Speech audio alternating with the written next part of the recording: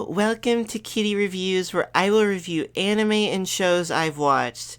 There might not be too in-depth detail about what I've watched, but I shall do my best to say all that I can. Without further ado, let's do the first one, yeah? Hello, welcome to Kity Reviews. Today we will be reviewing Show by Rock Season 1. This anime has been one of my favorites because of the relatability to the characters and the passion behind music being a uniting force. I'm going to name each cover of the episodes based on either my feelings towards it or what it was about. Of course, there will be major spoilers to this, so if you haven't watched it and don't want it spoiled, please click off. Either way, let's begin. The series starts off with a girl named Cyan wanting to join a music group at her school, but she's too nervous and shy to. Suddenly though, a music game on her phone sucks her into it, where she then falls into a new world named Midi City and turns into a cat girl. She ends up falling into a stage performance of a band named Chronica, but a thing called a dark monster ends up appearing to try to fight them, and they end up being captured by it. Cyan gets worried, but a talking guitar, Strawberry Heart, ends up appearing to help her defeat the dark monster, and for them to get their Melodesian stones back. I'll get back to those later. So after she defeats it with the power of music, she realizes in a calmer way that she's in a new world. A small Eggman, Maple, ends up asking her if she wants to join their music company to make music with Plasmagica. Chronica ends up coming by though to thank her and ask her to join them. Maple declines for her, and she ends up joining Plasmagica, and one character, Retchery, which we'll get to, seems to have a bit of love towards Cyan. And that's pretty much where the first episode ends. Only other thing that happens is a new band appears, and what seems to be a villain. So now to review, it was great to watch. It definitely took my interest quickly, the music was great to start it out, so that hooked me onto it, and then Cyan transforming into a cat girl, then that grabbed my heart since I'm a cat girl too. Then the fact that she was so cute and used the power of music to fight evil, that made me really happy too, so yeah. That was an amazing start, and I couldn't stop watching for quite a bit. Episode 2, it goes further with the new band that appears, Shingon Crimsons. They're a group of 4 guys, and all sort of playfully hate each other. Kind of like they're all brothers, I guess. 2 of them are sort of mysterious Ion Yaiba, that like to just... One talks about Book of Spells, I would assume, and the other is a dark god that sort of talks in riddles. The not as serious one is Crow. He likes to be the center of attention, but the others don't really give it. But they all look up to Ram as the leader because he's stronger and brings up the morale of the band. Then to Plasmagica, you have Choo Choo that's sort of the leader, or at least the one that's kind of the guide. Moa is a bit of a sillier one that's happy a lot and sort of loud. And she says she comes from another world, but that gets touched on later. Then there's Retchery that is sort of shy and said she joined because she wanted friends. Of course, they develop more than that later on, but this is the initial first look at them. That's pretty much it for that episode. I think it did a great job of introducing all the characters in a small amount of time.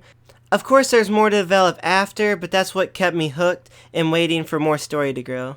For episode 3, it developed on sort of who the enemy was. A band named Kity Krista was sort of the opposition that appeared with 4 members. Rosia is a leader who is a bit passive-aggressive and acts sorry for Plasmagica when they lose, when she actually is celebrating their win. Then there's Jacqueline, Holmney, and Suinko, who are her bandmates. There's not too much development to them, but they do have poppy personalities and do what she tells them to. But this episode, when I first watched it, it stuck to me for a specific reason. It touched on Retchery's shyness and feelings of having no self-confidence. She talked about her feeling like she'd weigh everyone down and that the band would be better off without her. But then Cyan ended up talking about music to her, and that seemed to make her cheer up. By the end of the episode, Retchery is really happy that Cyan is around. They end up losing to Kity Krista in a battle of the bands, but are fine and try to improve. Now this episode, I love this one a lot because it's my favorite one so far of watching, because I could relate to Retchery of not feeling good enough and feeling like a burden. I haven't talked about it on my channel, but I deal with a lot in my mind with that kind of stuff. It has gotten better though. So having a character like her being able to see myself in made me feel so great and not as alone. And a character like Cyan trying to help made me feel better because I see both my happy yet shy side in her and seeing my worrisome side in Retchery. It made me feel good about myself and even better while writing this and reading back. Sorry to ramble though. For episode 4, not much happened. It was more of just a calmer episode since the others had a lot in them so far. Stuff of note though was the band Zuri Zuri Naru Ayatazuri Mugenin, Ayatazuri for short, was introduced as a Far East band coming to Midi City. All that really happened though was Plasmagica trying out some new clothes to maybe wear at their next concert. The only thing sort of notable was character development on Rom's part in regards to talking to Shuzo, which is really interesting once it goes further on. Shuzo is the lead singer of Trichronica. Sorry, I forgot to mention that. Episode 5 was definitely an emotional one. It started off with Ayatazuri having to fight a dark monster, but they could take care of it. Afterwards though, it was Retchery and Cyan being together in Retchery's room to be cute and sweet together. Retchery seemed to feel very loving towards Cyan, and Cyan being a bit unaware of that. Then later on in the episode, Choo Choo was trying to find out more about Cyan because Cyan was being vague about everything and seeming to not know anything about the city or notable places in it. Choo Choo ended up discovering that Cyan was talking to her guitar. After that was discovered, Plasmagica had to go to a concert and perform, but Cyan had to go fight a dark monster right before they were set to go on stage. It ended up not being an issue, so Cyan ran all the way back to see the rest of them waiting for her. At that moment, she ended up explaining to them about where she came from and that she was really sorry for making everything mess up. She was shaking a lot during all of it, and when Retchery was upset that Cyan had to eventually leave, she ran off and Cyan started to cry. This episode was an emotional one for me and honestly made me cry a bit because it made me feel very relating to Cyan because of being too late to tell people about saying something or not saying it at all, along with being sorry for anything minor. That's pretty much all I have to say. Episode 6 it's still an emotional one, and also one of my favorites and most memorable ones. It starts off with Strawberry Heart, Cyan's guitar if you forgot, explaining the whole situation to the rest of the band. In that explanation, he talks about how Cyan was sent to Midi City to stop Dagger and his dark monsters to take over everything. After learning this, they then decide they need to go to camp for practice at the beach. While there, Retchery was still sad and upset. Cyan attempted to talk to her at night and apologized while they were in a pool, but Retchery went away from Cyan whenever she got close to her. Cyan then left when Retchery got out of the pool and went to the balcony of her room to start singing. She sang a beautiful song, and when she did, everyone else heard and started to go over to her room from where they were.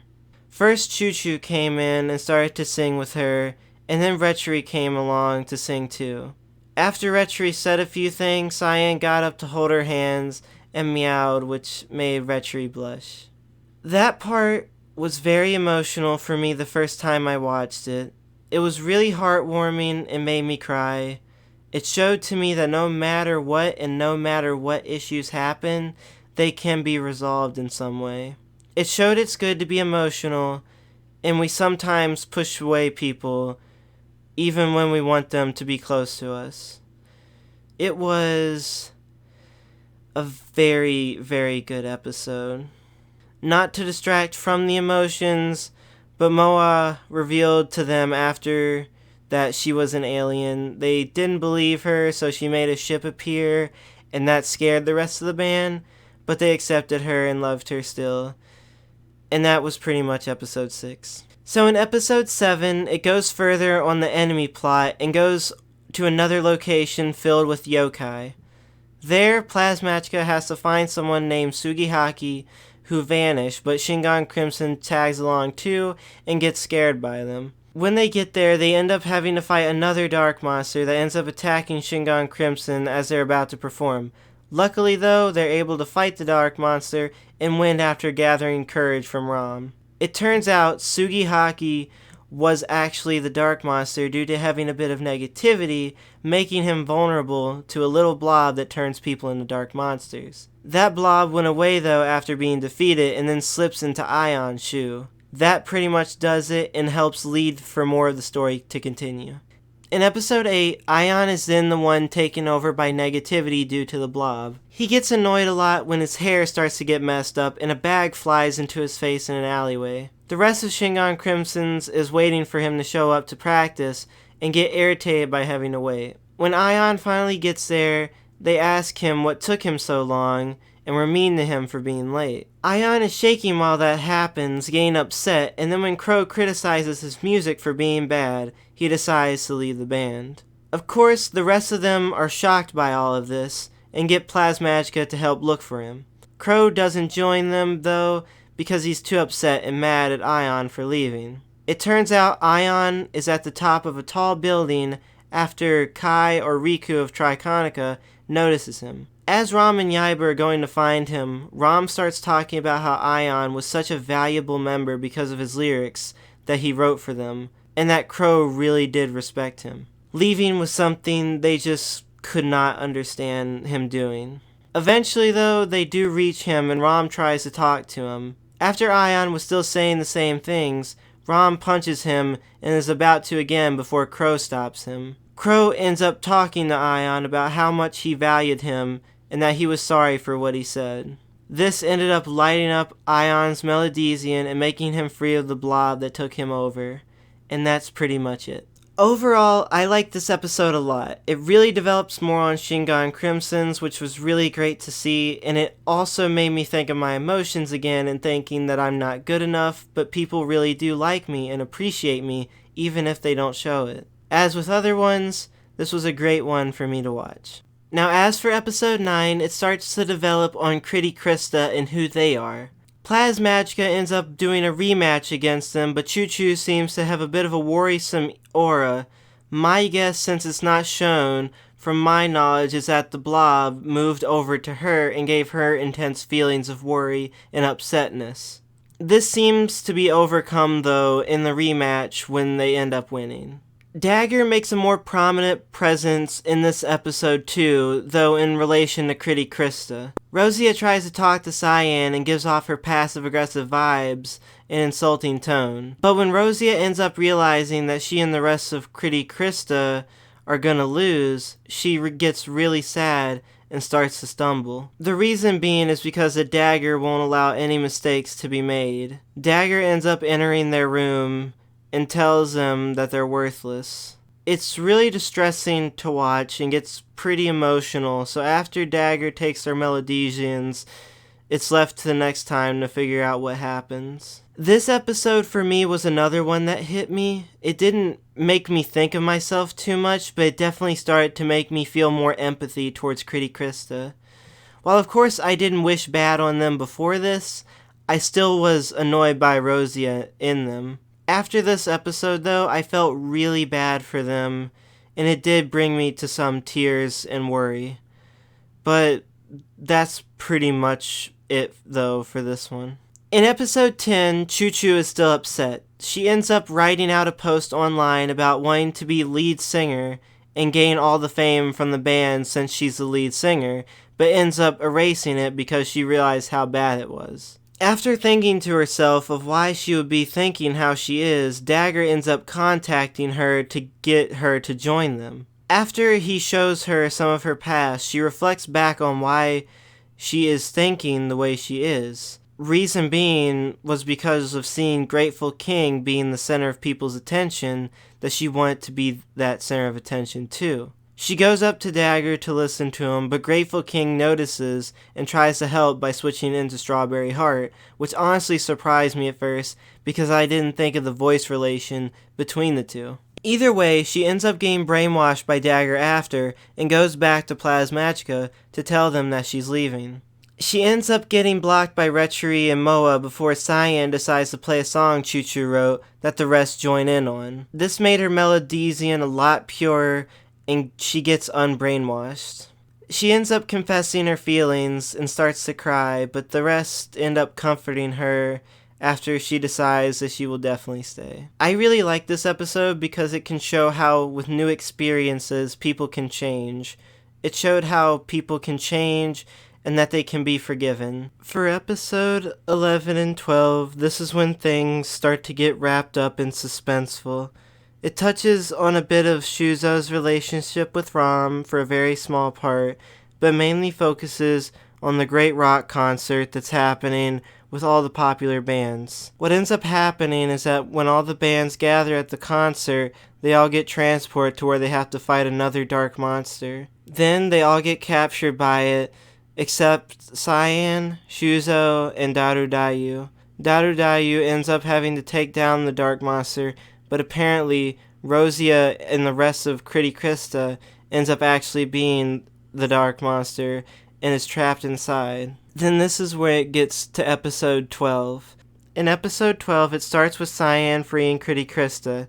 After that, Dagger ends up going into his giant form to deal with everything himself, while Maple ends up going to go free Grateful King. Dagger ends up putting everyone in chains and wants Cyan to give up her Melodesian. Dagger ends up hurting Plasmagica, so she'll give it up, and she ends up doing so. They didn't want her to, but she felt too bad to just let them suffer. But while she was about to lose it, Grateful King appeared to stop Dagger from doing that. He ended up taking out Dagger for a bit and freed everyone from the chains. Dagger does appear again, though, to take Cyan's Melodesian, but Grateful King ends up shielding her from him and tries to send her back home. As she's being sent back, the rest of Plasmagica starts to feel sad about it, and Retchery ends up crying. She saw that Dagger was too powerful to not do anything, so she came back in her most powerful form to end his evil once and for all. She ends up defeating Dagger and saves Midi City and makes it back to the way it was. She then gives her thanks to Grateful King, and Choo Choo gives everyone a pick for being in the band. Cyan, Choo Choo, Moa, and Retchery end up crying together before they go to perform one last time. After that, she ends up going back home and going to join the band back there, and that's where it ends. So, that's that. That's the first season of Show by Rock. It was a wonderful experience the first time I watched it, and also rewatching it to make this review. All the times I said I cried or teared up at certain points, I did during both sessions. There is, of course, a second season, a Show by Rock Meshurimesh, but I'm only going to do this review unless a lot of you want me to cover the second season. But that'll do it for this review. I really hope you enjoyed it because I definitely did. If you were willing to watch all of this and want to check it out for yourself despite it all being spoiled to you, I highly recommend giving it a try. See you next time, and I love you all.